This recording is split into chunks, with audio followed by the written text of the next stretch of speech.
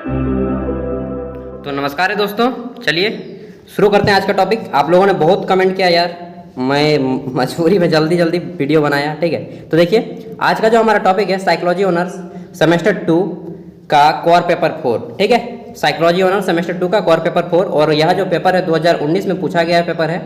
समय आपको हर बार की तरह इसमें भी 3 घंटे दिए जाएंगे एंड फुल मार्क्स 100 में से 60 का होगा और 40 नंबर आपको प्रैक्टिकली मिलता है, ठीक है। अब आइए देखते हैं। तो पेपर ही आपका बहुत ही इंटरेस्टिंग पेपर है, सच बताऊं आपको पेपर करने के बाद ही पता चलेगा कि कितना इंटरेस्टिंग है। अब आइए देखते हैं। तो इस पेपर में आपको किन्हीं 4 प्रश्नों के आंसर करने हैं एंड जितना आप पेपर को सॉल्व कीजिएगा एग्जाम आपका उतना ही बेटर जाएगा, फाइनल एग्जाम, ठीक है। तो ये बोला क्या जा रहा है कि answer any 4 question in which and question 1 is compulsory, यानी कि किन्हीं 4 प्रश्नों के आंसर करने हैं जिसमें से प्रश्न संख्या 1 अनिवार्य है। प्रत्येक क्वेश्चन आपका 15 मार्क्स का है। सबसे पहले बात करें तो क्वेश्चन नंबर 1 जो कि कंपलसरी है, इसको बनाना ही पड़ेगा। इसमें 15 ऑब्जेक्टिव क्वेश्चन है एंड प्रत्येक 1 मार्क्स का है, यानी कि 15 नंबर का ऑब्जेक्टिव पूछा जाएगा। अब आइए देखते हैं तो क्वेश्चन किस टाइप के हैं एंड इसका आंसर आप लोग हिंदी या इंग्लिश 2 में से एक किसी भी भाषा में कर सकते हैं।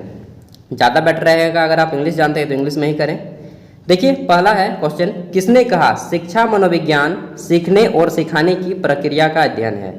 Who said education psychology deal with teaching and learning. तो यह किसने कहा था? यह कहा था आपका, देखिए 4 ऑप्शन है, मैं अपने अकॉर्डिंग बता रहा हूँ, आप लोग खुद से एक बार रिसर्च पे कर लीजिएगा क्योंकि साइकोलॉजी का स्टूडेंट का काम होता है रिसर्च करना। स्किनर ने ऐसी विचारधारा प्रस्तुत की थी। नेक्स्ट क्वेश्चन है कि एडुकेशन साइकोलॉजी क्या है, ठीक है, शिक्षा मनोविज्ञान क्या है। ऑप्शन देखिए, पहला है एक शुद्ध विज्ञान, is a pure science. Option 2 है आपका इज एन अप्लाइड साइंस, यानी कि यह एक प्रयुक्त विज्ञान है। और ऑप्शन 3 है बोथ, यानी कि एक और दो दोनों। तो इसका राइट आंसर हो जाएगा आपका सी, ए और दो दोनों, ठीक है। Option C is the right answer. Next देखिए क्वेश्चन नंबर आपका नेक्स्ट है और इसमें बोला जा रहा है कि इनमें कौन अधिगम को उत्पन्न बनाता है, ठीक है। ऑप्शन देखिए इंग्लिश में होगा कि which of the following enhance learning, ठीक है। एनहेंस लर्निंग कौन करता है, अधिगम को बढ़ावा कौन देता है। तो इसका राइट आंसर हो जाएगा मोटिवेशन। आप लोग देखते होंगे मोटिवेशनल वीडियोस ना। अभिप्रेरण, हिंदी में बोलेंगे अभिप्रेरण या उपदेश। नेक्स्ट क्वेश्चन है क्वेश्चन नंबर 4 और यह बोल रहा है कि आधुनिक शिक्षा का उद्देश्य क्या है। Aim of modern education is. तो मॉडर्न एजुकेशन का जो एम है वह क्या है, वह है सर्वांगीण विकास, यानी कि all round development. Option C is the right हो जाएगा आपका। नेक्स्ट है E number, question number E. पूछा जा रहा है कि शिक्षा मनोविज्ञान के जनक कौन है। Father of educational psychology is. तो शिक्षा मनोविज्ञान के जनक कौन है दोस्तों? अगर शिक्षा में बात किया जाए मनोविज्ञान के विषय में तो इनका नाम लिया जाता है थॉर्नडाइक, ठीक है। क्या नाम है? थॉर्नडाइक। ऑप्शन 4 राइट हो जाएगा। नेक्स्ट देखते हैं F number, question number F है और ये पूछा जा रहा है कि शिक्षा मनोविज्ञान का अध्ययन विषय है। शिक्षा मनोविज्ञान का अध्ययन विषय क्या है वो बताना है। The subject matter of education psychology is. देखिए ऑप्शन देखने से ही पता चलेगा। सीखना, सिखाना, यानी कि लर्नर लर्निंग, टीचिंग, ये तीनों हो जाएंगे। ऑप्शन डी हो जाएगा ऑल ऑफ दीज, यानी कि इनमें से सभी। शिक्षा मनोविज्ञान में तीनों चीज़ें की जाती हैं, सिखाया भी जाता है, सीखा भी जाता है और शिक्षण, इन दोनों को ही कहते हैं। नेक्स्ट है G number, question number G और ये पूछ रहा है कि which of the following children are considered as special children, यानी कि इनमें से किसको विशिष्ट बालक कहा जाता है। विशिष्ट बालक किसी को कहिएगा। 4 ऑप्शन है। पहला है प्रतिभाशाली बच्चे को, यानी कि गिफ्टेड चिल्ड्रेन, ठीक है। ऑप्शन 2 है आपका कि संरचनात्मक या रचनात्मक बच्चे को, जिसे इंग्लिश में क्रिएटिव चिल्ड्रेन कहा जाता है। और ऑप्शन 3 है मानसिक रूप से एक मंद बच्चा है, यानी कि मेंटली रिटार्डेड चिल्ड्रन है। तो इन तीनों को अगर साइकोलॉजी की दृष्टि से देखा जाए तो इन तीनों को क्या कहा जाएगा, विशिष्ट टाइप के बच्चे, ठीक है। इनमें कुछ ना कुछ खासियत है, कुछ ना कुछ मतलब कमियां हैं।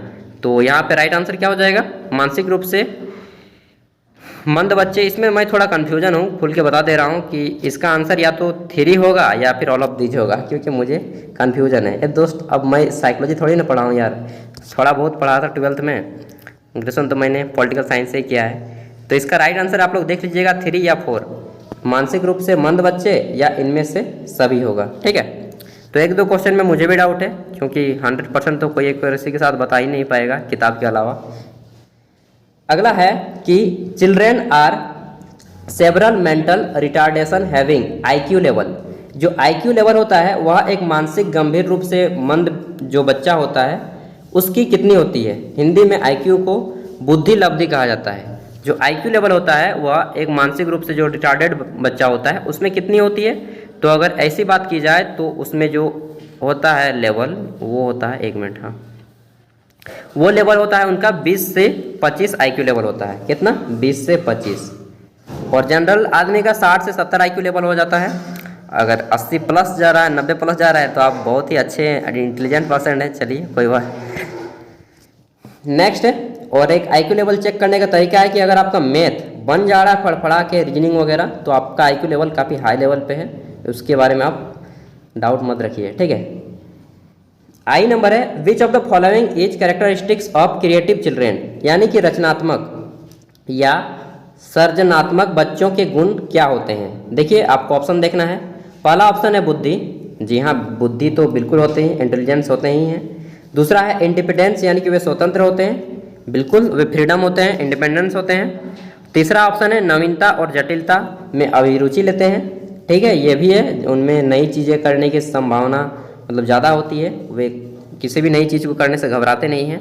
और ऑप्शन 4 है ऑल ऑफ दीज, यानी कि इनमें से सभी। जी हाँ बिल्कुल, ये चारों ही ऑप्शन सही हो जाएंगे, तो all of these right answer हो जाएगा। नेक्स्ट है जे नंबर क्वेश्चन, यानी कि अंतिम क्वेश्चन नहीं यार, क्वेश्चन नंबर 10 ओ तक है, यहाँ पे 15 क्वेश्चन है इसमें। जे नंबर है behaviour modification has been used effectively for, यानी कि व्यवहार परिमार्जन का सफलतापूर्वक उपयोग किया जाता है। देखिए क्वेश्चन को ध्यान से पढ़िएगा तो आपको अर्थ निकलेगा कि व्यवहार परिमार्जन का सफलतापूर्वक उपयोग किया जाता है किसके द्वारा? मंद बुद्धि बालकों के द्वारा, प्रतिभाशाली बालकों के द्वारा, दोनों के द्वारा, या इनमें से कोई नहीं। तो इसका राइट आंसर क्या हो जाएगा कि व्यवहार परिमार्जन का उपयोग किसके द्वारा किया जाता है। तो इसका राइट आंसर हो जाएगा आपका मंद बुद्धि बालकों के द्वारा। ठीक है, मेंटली रिटार्ड चिल्ड्रन के द्वारा किया जाता है। नेक्स्ट देखिए क्वेश्चन नंबर नेक्स्ट है आपका, और ये बोला जा रहा है कि the concept of programmed learning was given by, यानी कि कार्य क्रमित अधिगम के समप्रत्यय को विकसित किया है, किसने किया है? इसका राइट आंसर क्या हो जाएगा?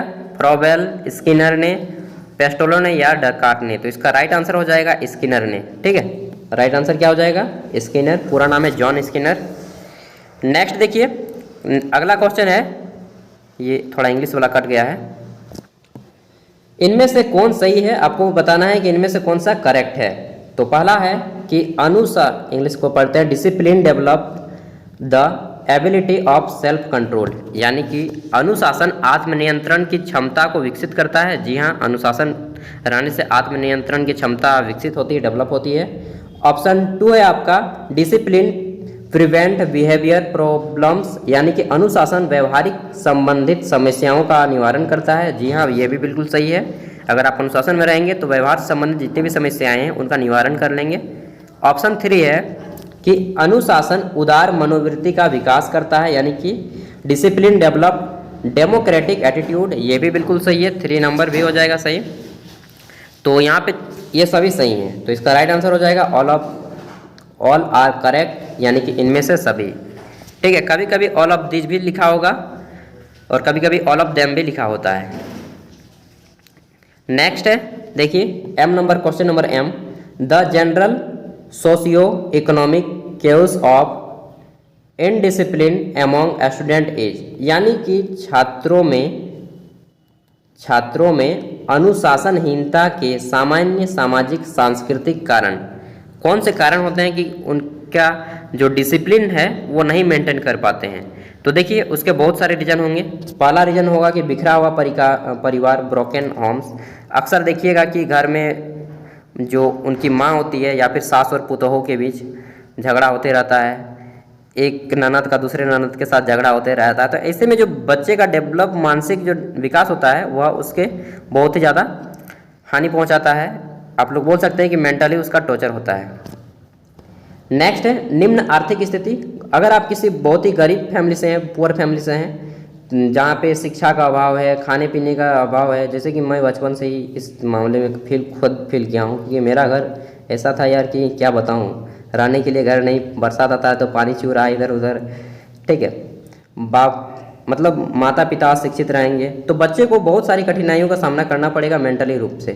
तो इसको आप बोल सकते हैं कि पुअर इकोनॉमिक कंडीशन, बहुत ही गरीब स्थिति में होना। नेक्स्ट है दोषपूर्ण पैतृक मॉडल, यानी कि घर में जैसे कि अशिक्षा रहेगा तो पिता गाली गलौज करेगा, उसके आस पड़ोस पड़ोसी सामाजिक जो परिवेश रहेगा वह एक ऐसा माहौल रहेगा जहाँ पे शिष्टाचार नाम की कोई चीज़ ही नहीं रहेगी, तो उसको बोलते हैं दोषपूर्ण पैतृक मॉडल, ठीक है। फॉल्ट प्रिवेलेंट मॉडल, तो फॉल्ट पेरेंटल मॉडल, तो ये हो गया। तो ये सभी चीज़ें डिपेंड करती हैं किसी के शिष्टाचार को मेंटेन करने में, डिसिप्लिन को मेंटेन करने में। तो इसका राइट आंसर हो जाएगा ऑल ऑफ दीज, यानी कि इनमें से सभी, ठीक है। नेक्स्ट देखिए N number, question number N पूछा जा रहा है, 14 नंबर है, the dimension of social climate of classroom as, यानी कि कक्षा के सामाजिक वातावरण का मापदंड कैसे आप निर्धारण करेंगे। किसी कक्षा का जो सामाजिक मापदंड है वह कैसे निर्धारित किया जाता है। पहला है अच्छे शिक्षक छात्र संबंध के द्वारा, शिक्षक का स्टूडेंट का जो टीचर के साथ रिलेशन है अच्छा, उसके साथ बेटर टीचर के रिलेशनशिप के साथ, या फिर कक्षा में विद्यार्थियों की अधिकतम संख्या के साथ, या फिर